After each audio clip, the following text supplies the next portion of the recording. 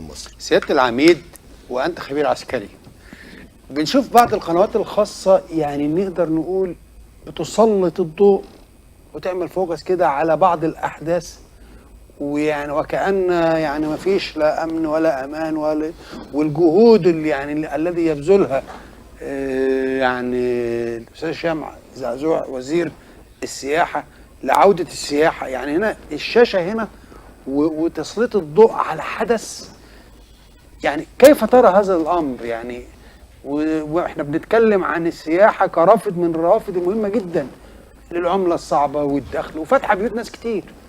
واحنا زي ما قلنا ان البلد في مرحلة انطلاق، ودي مش على هوا ناس كتير، قد يكون من ضمنهم بعض رجال الاعمال.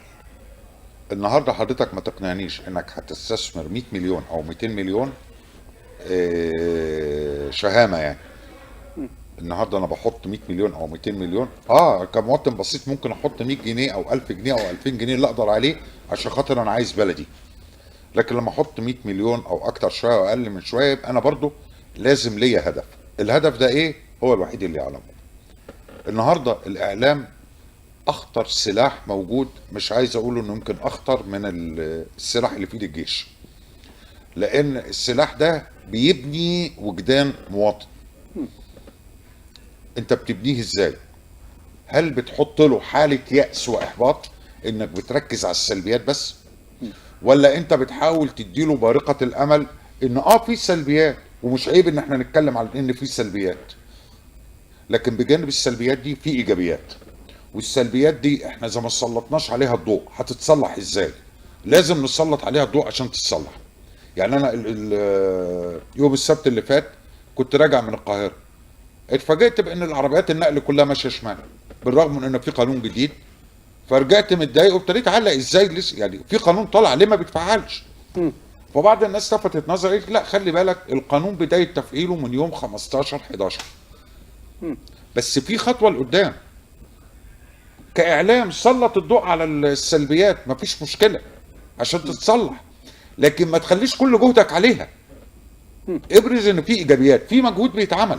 يعني النهارده بيحضرني حوار دار بيني وبين احد سائقي التاكسي، تم استيقافه في احد الاكمنه، وتم الطلب منه اخذ عينه دم وعينه بول لتحليلهم، والراجل استجاب وفعلا اخذوا منه العينه. وعندما يعني جاءت نقدر نقول نيجاتيف، ما فيهوش حاجه، ما لا يتعاطى شيء، بعد اخذ العينه شكروه الضابط واستسمحوا، او نقدر نقول اعتذر له يعني يعني اعتذر له عن العطله واداله عصير بعد التحليل. بعد التحليل. يعني ده شيء جميل ابرازه اعلاميا وتوضيحه مهم. هو السائق السليم، يعني الراجل اللي ماشي مظبوط بيفرح لما يلاقي الكمين. بقول له يا ريت يا ريت يبقى 90% منا يبقوا، يعني كل السائقين اللي نستوقفهم كلهم موجودين. لازم يتركز عليه اعلاميا، مش عشان نشكره، علشان نعمم التجربه، عشان الكل يشوف ان ده هو التصرف المثالي. حتى لو كان حد نتيجه لضغوط الحياه، نتيجه لاحساسه بالتهديد، احيانا بيبقى عنده جفاء في التعامل، يعرف ان لما تبقى معاملته بطريقه احسن ان الناس هتشكره. احنا متشكرين.